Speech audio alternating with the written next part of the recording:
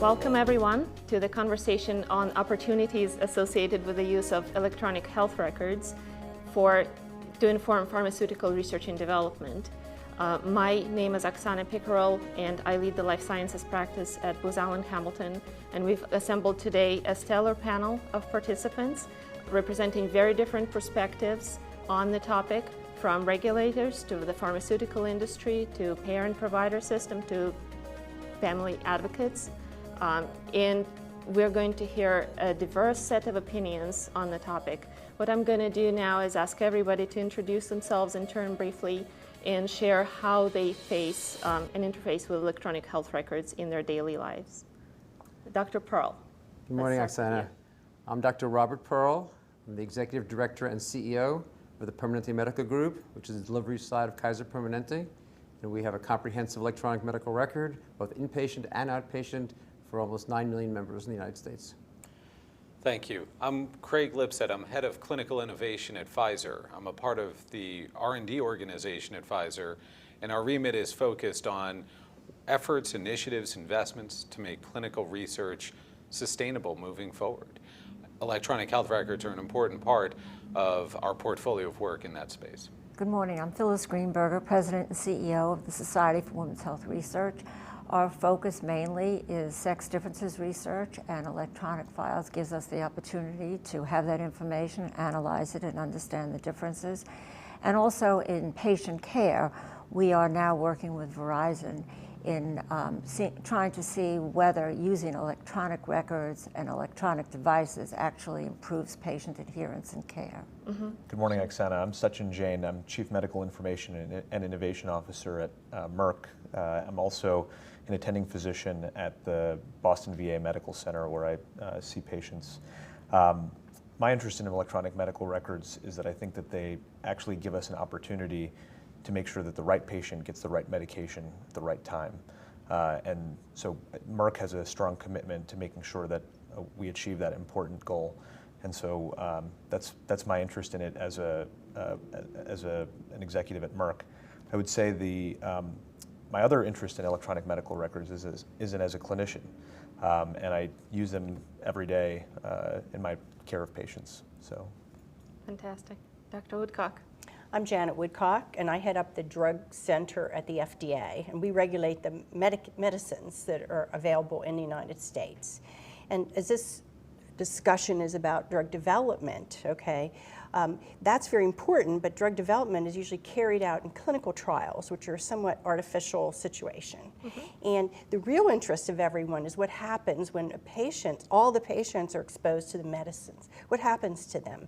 And for the first time, electronic health records are going to give us the opportunity, the window, to find out what are the consequences of use of these medicines in real patients in the United States. So you've been part of the debate over the risks and rewards of pharmaceutical R&D, as well as the timelines. Do you see what are some of the main inflection points, if you will, for using EHRs to either de-risk or speed up or increase success of the process?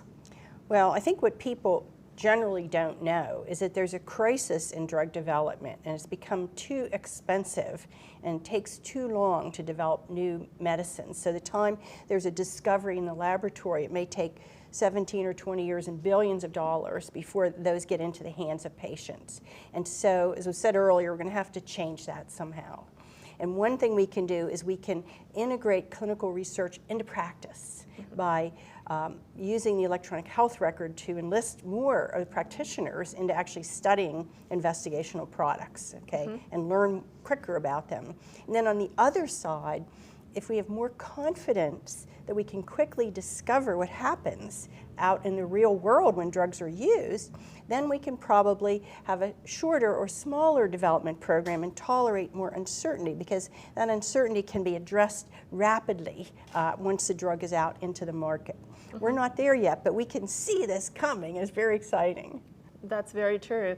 And from the pharmaceutical industry perspective, Craig and Sachin, what are your thoughts about the opportunities that EHRs bring to you? So clearly, Janet referred to the improving patient recruitment for trials. What else? We talk in my organization, I'll paraphrase from Zach Kahane up in Children's in Boston about the desired goal of all healthcare interactions being interactions that can inform research and development. And to build on what Janet was just mentioning, EHRs are an important opportunity to making research participation for both providers and patients accessible and almost a transparent part of the background of healthcare, so that research does not have to be a disruptive part of healthcare. And by disruptive, meaning that patients have to stop their role as patients and become subjects, and providers have to stop their role as providers to become investigators. But how can we make research a more natural part of the background of healthcare, either passively by enabling those different participants to share their data and experiences, or actively by making it much easier for all of those folks to participate in research and development, including development of new investigational medicines.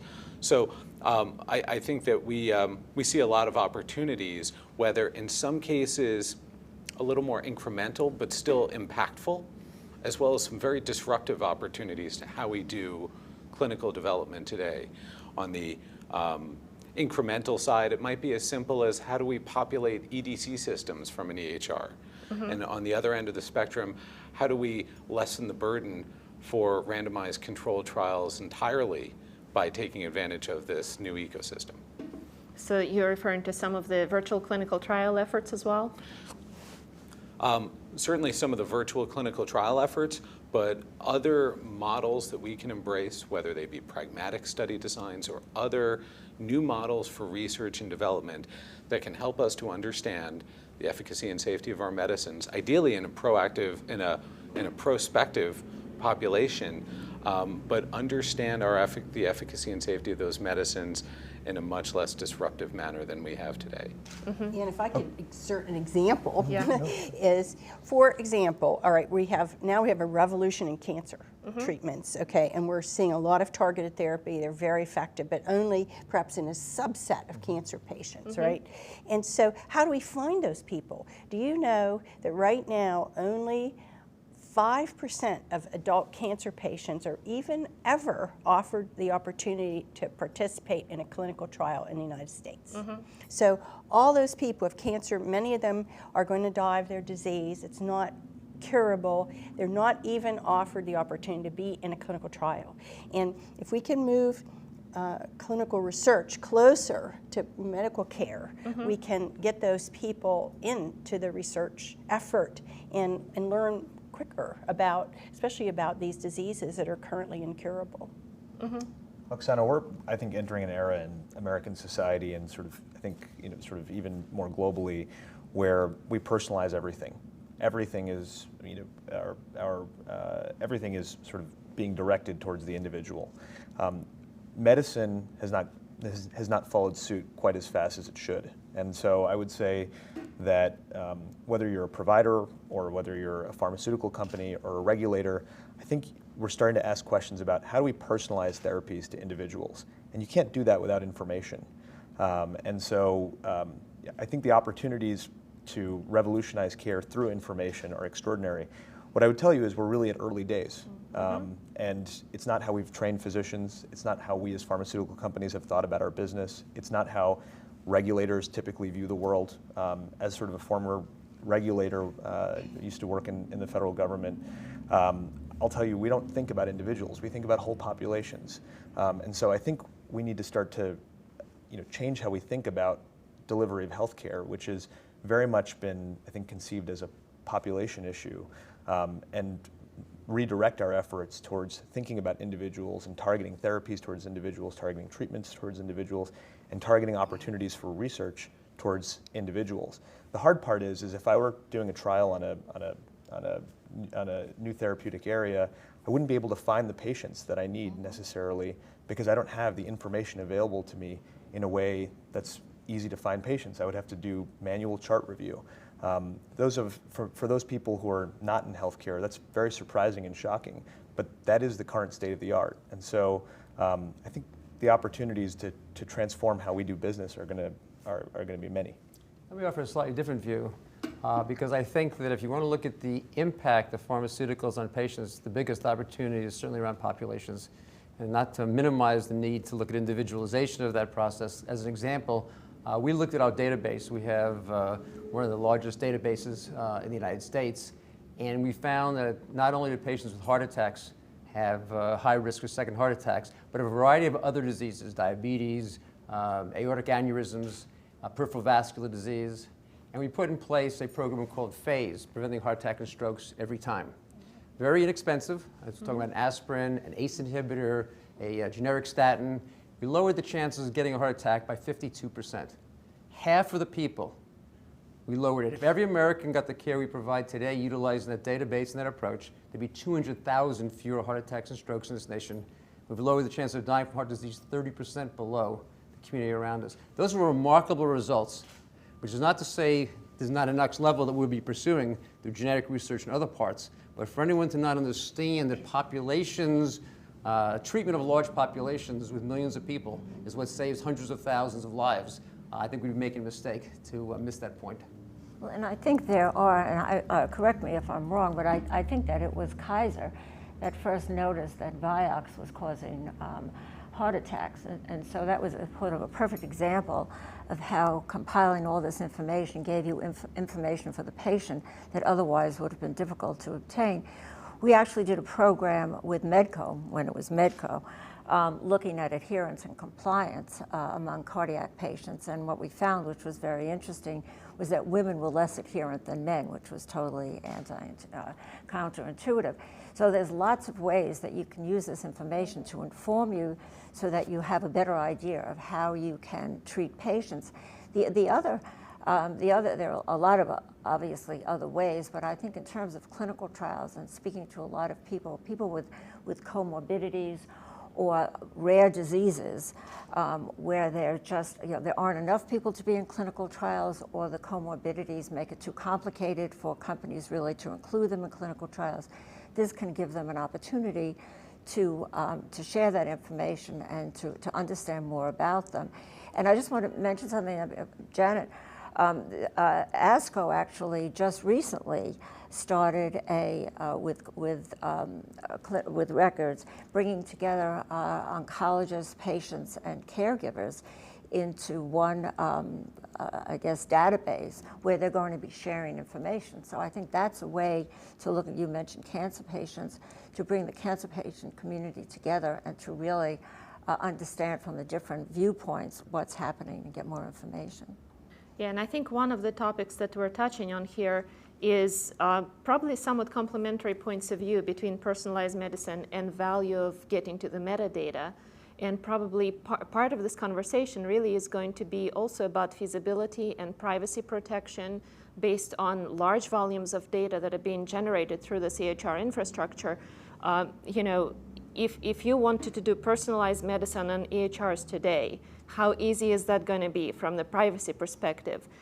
But if that's not our first step forward, then what are some of those metadata that potentially cleansed and cleansed from protected information and personal health information would still provide a lot of use to an innovator? So, and here I think we're also talking about two types of innovation, right? There is the clinical and care side innovation, which can be tremendously impactful. And then the other side of innovation, how do you come up with those fancy new tools that work just right for the right patient? So there are both kinds of innovation and interfacing here, right? Well, on the care side, FDA has built, at the request of Congress, the Sentinel network. Mm-hmm. Okay, we have our prototypes called Mini Sentinel. We have 159 million lives that can be reached with the Mini Sentinel network, all right? And it's strictly, we're using it right now for drug and biologic side effects, looking for adverse events, evaluating signals that we get either from clinical trials or they're sent in to us or whatever. And the system is turning out to be very efficient and giving more information rapidly about if you have a worry, you're saying this drug is causing something, you can go to this system, and if it's in claims data or EHR data, which are the two types of electronic data that we have, and if it can be gotten out of there, we can find it. And what we have done is it's a distributed system. So that takes care of the privacy concern. So say Kaiser, they will do the analysis behind their firewall with against a common data model that we've created. So every group turns their data into the common data model, send out the query, they run the analysis and just send the report back that then we can pull those reports. So we have started to run routine queries now off of this system, and we're learning a tremendous amount. We get rapid turnaround, and it either makes us more worried about a drug or kind of like, okay, and almost half the U.S. population we've looked, and we don't think we have a lot, to be concerned about. So that power, which is completely takes care of patient privacy and other things, but just collects the essential data as one use, I think, in the healthcare system. It's going to be very exciting in the future. And that's focused on the post-market side of the house, yes, right? Because that's collecting from healthcare systems, from their data that they have in their EHRs or from claims data. But those people have the data already. They keep the data. They simply run the analysis so that people's names and personal identifiable information is not transmitted outside of there, but we get the key info. Is this drug, when it was used, was it linked with this problem? And at what rate, and so forth. And Oxana, to the other half of your question, we're using large aggregated, de-identified patient data sets today to help inform precision medicine R&D to enable that future state of personalized medicine in healthcare. We're using that to identify subsets of patients. We're using that to help to, in our process of target selection, of biomarker validation. But I think in many ways the new holy grail for us is more around data opportunities that give us robust phenotypic data with access to linked biospecimens, which can help to provide molecular data, whether it's genotypic or otherwise. And in that future, which is not really a future state, that is what's increasingly available today through initiatives like eMERGE and others, having that robust phenotypic data from the electronic health record and robust biospecimens linked is a key enabler.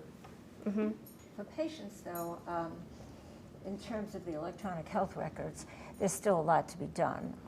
My understanding is that a lot of hospitals have, or doctors' offices have the electronics, but they don't have the ability yet to do coding or analytics. And so there's a second step that needs to be done. And if you're in a system like Kaiser, or if all your doctors belong to the same hospital, then you can get some integrated care, and so that you're getting the proper prescriptions and you're not getting too many MRIs or over diagnosis.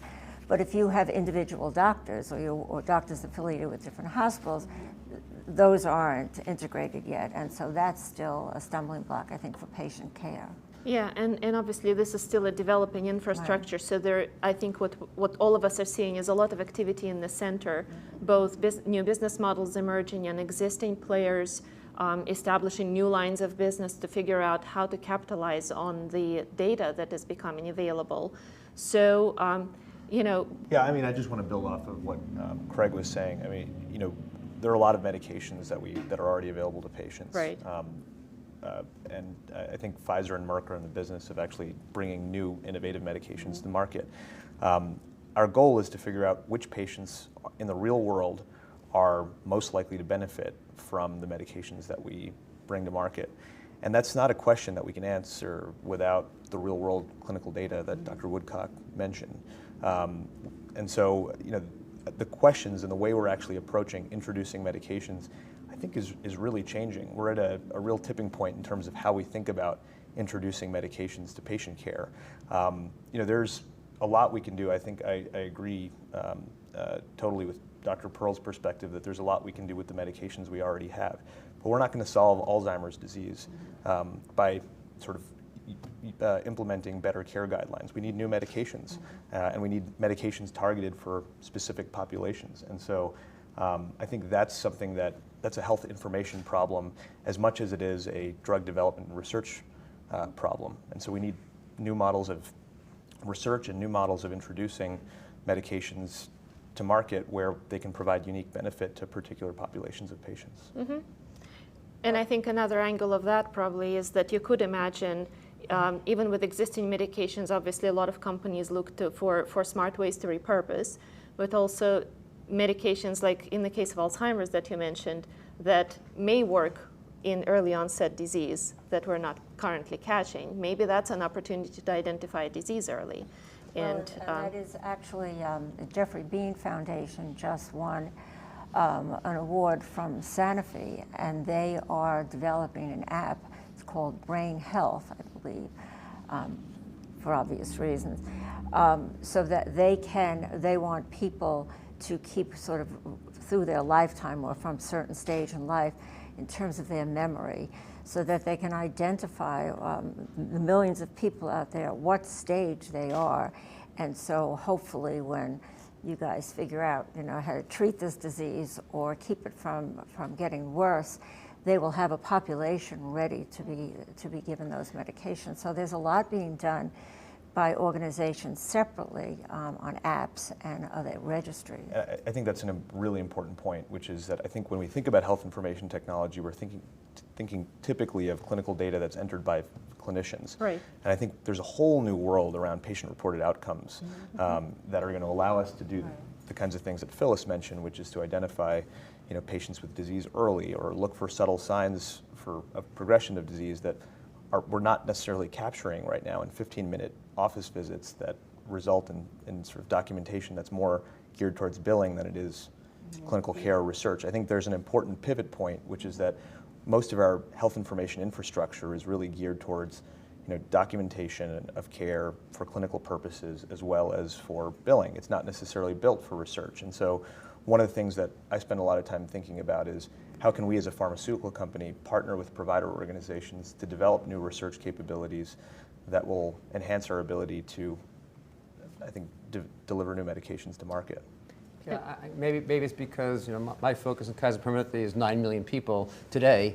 It's not that I don't want to worry about them tomorrow, but I also recognize today the opportunities. And you're making some really good points about how poorly medication today is adhered to, how we have opportunities to modify individual doses based upon the kind of applications that consumer. I think the word personalized care, one of the things we have is the nation's largest DNA database that we actually do link up with clinical records. So many of the things you're talking about, we're able to accomplish. But part of personalization of care is the individual. And how does the individual respond to a dose?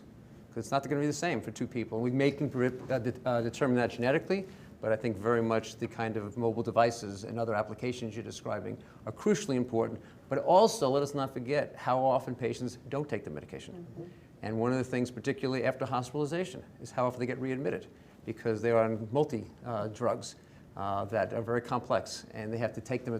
And so how do we understand the opportunity of electronic medical record, mobile devices, modern technology, both to develop new agents for the future, but make sure that the ones we have today are being used as well as possible? And I've seen studies that have said as much as 30 or 40% of the time, we're not getting the value for the individual patient that is possible today with the knowledge that we have. And I think we need to focus on this as a major part of why the electronic health record and the mobile devices need to link together and need to be ubiquitous for every person in this country. And this notion of mobile devices and patient-reported outcomes is more than just patients manually self-reporting, right? We have a lot of patients who are self-tracking or part of a quantified self-movement. There is a great deal of data around the patient. It's both phenotypic and molecular, and it's interesting. I've had researchers come and ask me, can you help us find a marker for why certain patients are having an adverse drug reaction? But in some cases, it can be a phenotypic rather than just molecular, right, to the point you were just making. maybe they're not using the medicine properly.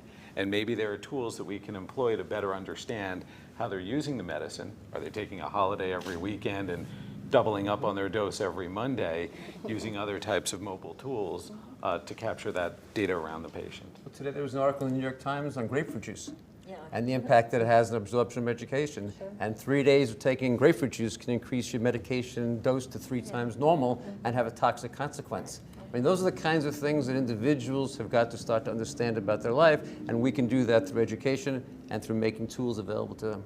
But I think there's a key role of the patient in all of this, in that other than Kaiser, we don't have a robust interconnected HIT infrastructure yet in this country.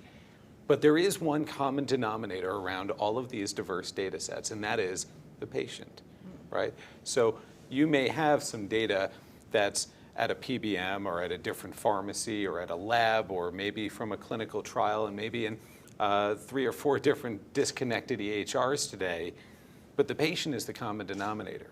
And where meaningful use criteria and other policies ensure going forward that you have electronic access to that data, I think in that state, the patient becomes, at least for now, the ideal aggregator of all of that diverse data about you. Because if I go just to, I'll pick a healthcare system, Partners in Boston, I'm just going to get one slice of your story, right? And the only way I can really get the full story about you is from you. And so places, ways that we can empower patients to ensure that they have access to that diverse data about them and have the tools to make an informed decision about sharing that data for research use, I believe can be extremely powerful. And I think it takes advantage of the best tool that patients have to help enhance the future of research, which is their data, and using that data and sharing that data in a smart way to inform R&D. So this is a very US-centered way of looking at the world, and I want to maybe provide a little bit of a global perspective. I was just in Israel last week, where they have a very different healthcare system. They're divided into 4 major HMOs that are both delivery systems and payers that are integrated. And one of the key challenges that you realize that we have in the United States in actually doing this kind of research is that people enter and leave delivery systems, just like Craig referenced. They'll be a Kaiser patient for a few years, and then they'll go and they'll move, or they'll go to a different healthcare provider organization. And one of the key challenges we have in terms of a national health infrastructure is health information exchange. The data doesn't necessarily flow with the patient. And so the remarkable thing about Israel is they've invested in 2 of the major organizations there, Maccabee and Clalit, have longstanding investments in health information infrastructure. And they have a churn rate that's maybe 1 or 2% per year. So most patients will be born as a Maccabee patient and they'll die as a Maccabee patient. And so from a research perspective, it creates extraordinary new capabilities in terms of being able to ask questions over long periods of time for sort of large populations as well as for individuals. And so I think when we start thinking about our own sort of data infrastructure and how do we actually aggregate data in ways that will allow us to answer research questions like the ones that Janet's interested in or the ones that we're all interested in, we need to think about this issue of bringing together longitudinal views of patients, because when you do only look at slices, you miss very important things. Well, we're going to, as part of the PDUFA 5 and the recent legislation, we're going to work with the rare disease community, okay? Because there, even in Israel, there might only be 3 families with a certain disease. And typically the problem drug developers have with rare diseases is that they get some thought leaders together and they say, oh, in my experience, the disease progresses this way. And they're usually always wrong, because they've only seen a few patients, right? And so we have worked in some cases with patient groups, and they're able to aggregate worldwide, okay, different families through their own personal interests and commitment to this, and get the longitudinal data that is needed to build a natural history of that disease. And we want to extrapolate that and make it Can I say something? Can I push back on that a little bit? Yeah. So I think we make it too hard for patients. And I think, engaging with the patient community is really important, but we need to build systems that allow patients to do this, for this to just happen. Well, I think they are, actually. I mean, I was going to say, in the orphan drugs or the rare diseases, cystic fibrosis, I was just at a presentation and somebody asked about privacy. They don't care about privacy. They just want to get treated. They want to get the best research and the best treatment. So I think there's this too much emphasis on, oh my God, we have to conceal everybody's identification, but the groups don't feel that way. The groups just want the information. And a lot of them are, I mentioned the Jeffrey Bean, actually we're working with Jeffrey Bean on sex differences in Alzheimer's, so that's why I'm familiar with that one. But the Genetic Alliance also is working on a registry of over 1,000 diseases. So there are organizations that are sort of stepping up and trying to get this done faster in their own way. I want to tell you a story about a patient I took care of a few years ago, a woman who had adrenal cortical carcinoma, 300 cases a year in the United States. Clinical trials mostly take place out of 2 or 3 centers.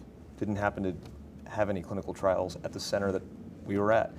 So this patient had to sort of travel to Michigan to meet with the national expert, international expert.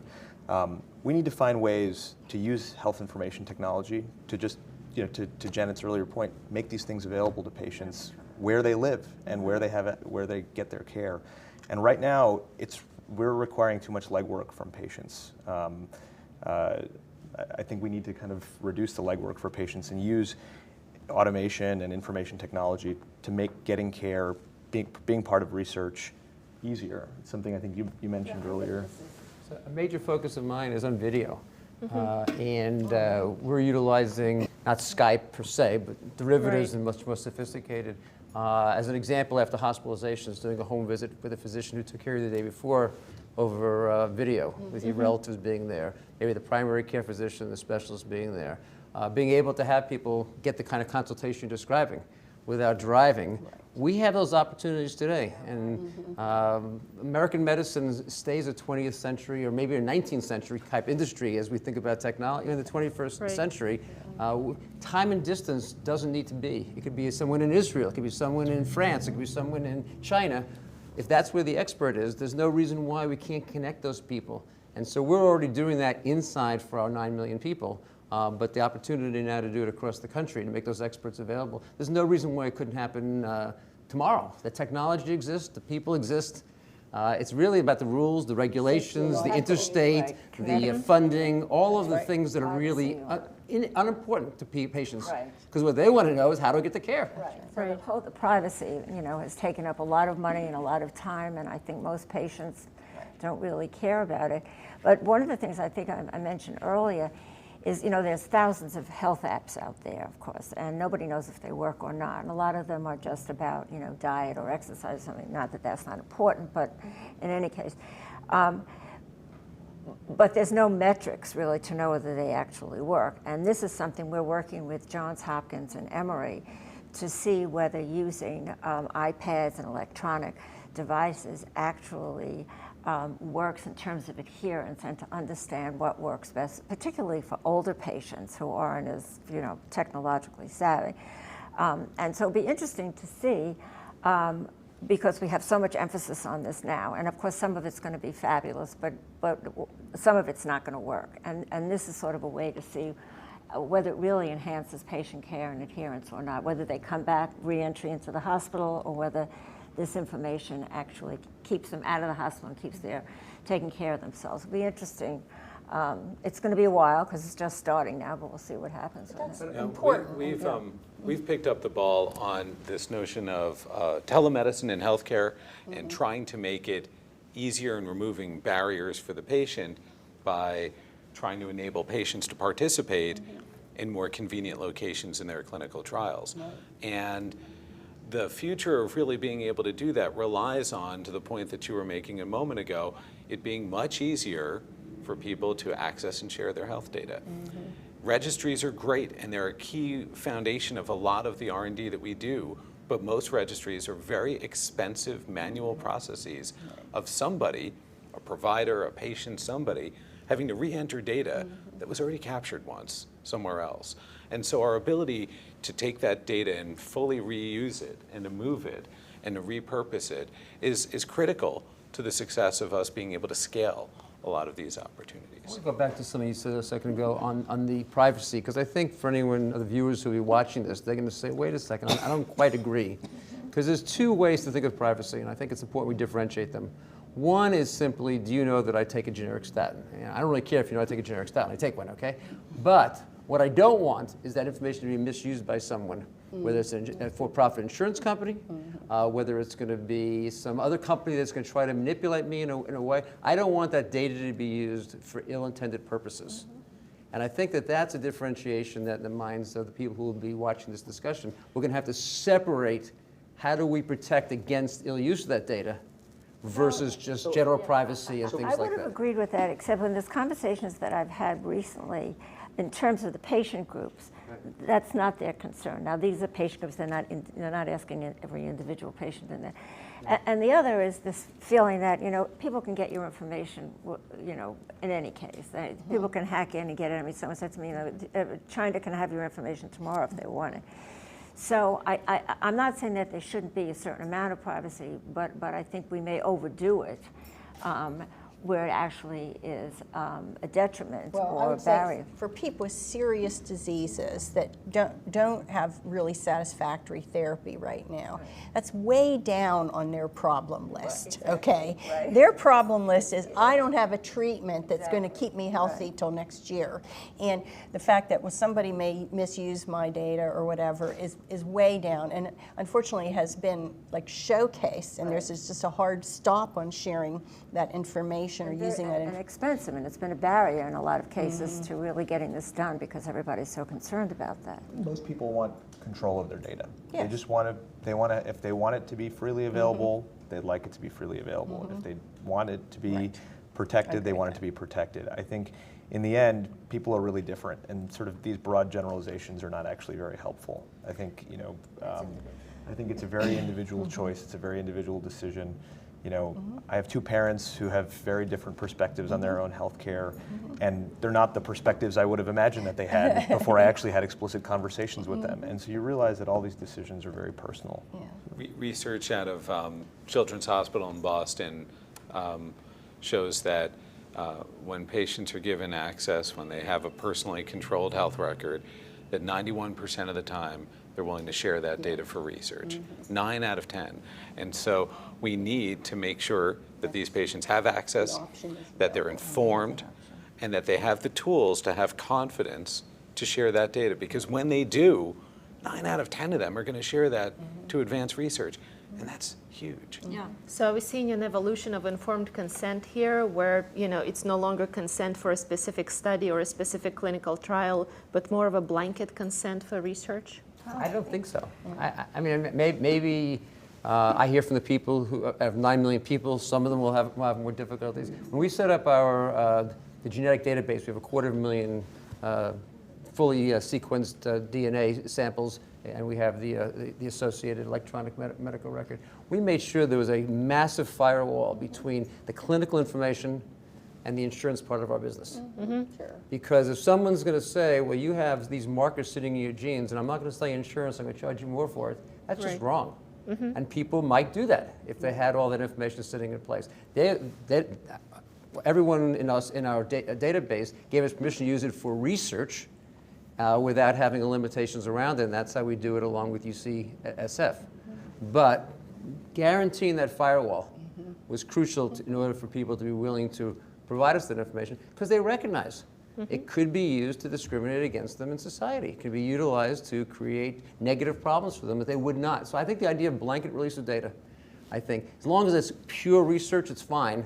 We have to make sure that line between pure research and less pure research is actually well maintained. I think that's the obligation of us as healthcare professionals. Well, but the other thing is that we all have genetic data, and we all have something that's going to happen.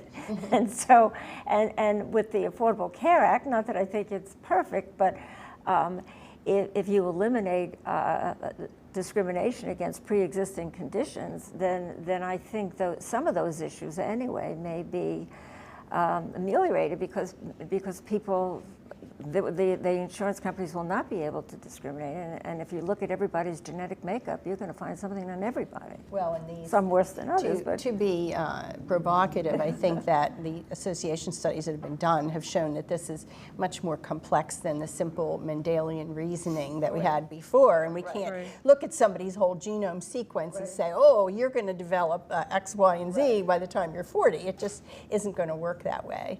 So it's a lot more complicated, yeah. Plus, I think what some people are finding out is you send your sample to 3 different companies and get 3 different.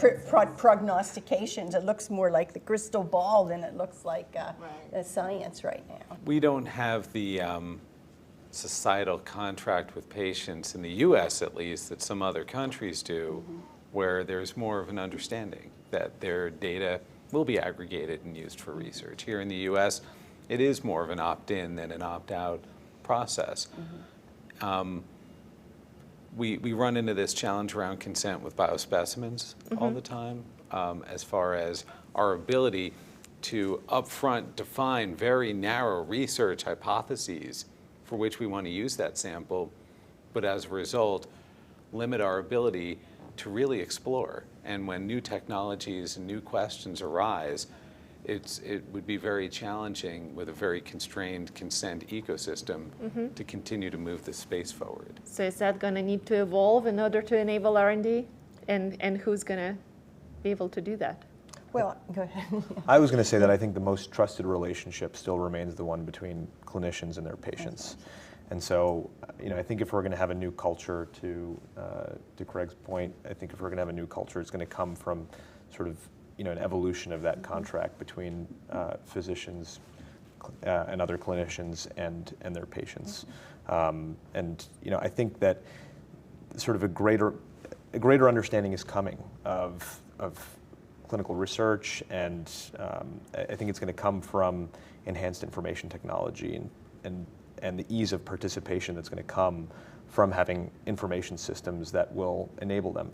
These are still very early days, though. The information systems don't enable them in the way that we're talking about. I mean, as simple as an issue as this is from a technical perspective, it's still very much a social and political problem, and how we view ourselves and how organizations kind of work on these issues and how they're structured in silos and don't necessarily sort of integrate in the ways that they could or should. Hospitals that are right across the street from each other could share information but don't.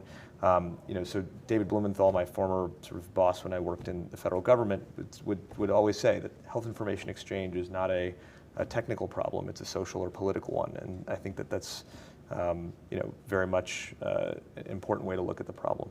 I think along those same lines is making sure we're looking at incentives. And so when we're thinking, for instance, about some of the topics raised earlier of, can I find more patients for clinical trials by matching patients through their EMR? I think we need to make sure we're also thinking about the incentives that those providers have to give a darn. So simply by having a pop-up in an EMR, notifying the provider that that patient matches somebody's study going on at the hospital across the street or the private practice across the street, why will they care?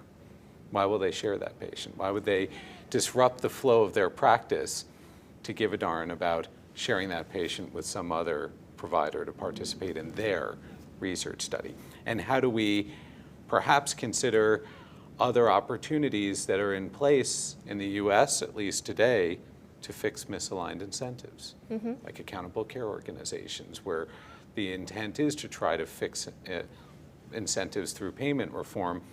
If research participation rates in a cohort of patients are associated with improved quality or better outcomes, can we incentivize people to share patients and increase research participation rates? So I think that the HIT bit, the EMR bit, is an important enabler, but in and of itself will likely be just noise.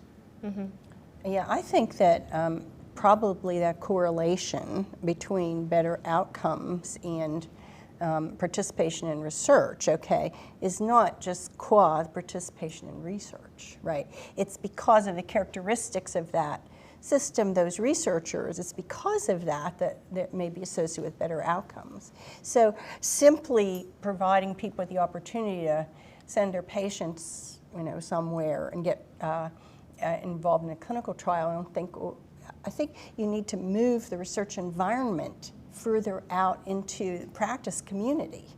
And we're trying different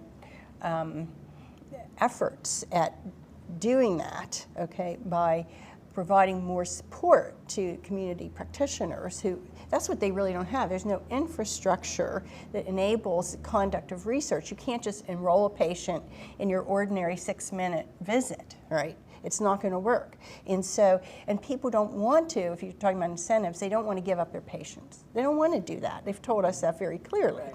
So you have to have a way, an incentive, if you will, that allows people to enroll their patients, keep their patients, right, and be, a clinician researcher.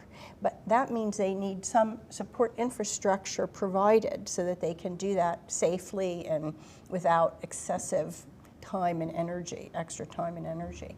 And so we're working on trials like that can be conducted more out in the community and providing additional research, training, and infrastructure. And I think the EHR is a good part of that, all right, because hopefully we can integrate data capture, as you said earlier, with the case report form data with the EHR, what's in there, so that we're not doing all this duplication of data entry all the time and so forth, which is another big barrier. I think that's a vitally important area for focus for all of us, because today most providers really have only two choices when it comes to research, right? I can refer a patient to someone else's study, right, which really isn't all that appealing. Right. Or I could become an investigator in your study, right, which is a huge disruptive burden. And we know from data from Tufts and elsewhere, the vast majority who do it once will do it once, lose money, and never do it again. That's right. So we need new ways for providers to be able to participate in research that, to the points you just raised, allow them to maintain their relationship with their patients and participate and contribute in ways that are not disruptive, right, but very natural to their current workflow. Right, and that's doable today, I think, with commitment, and I think we are trying to do some prototypes of that. Yeah.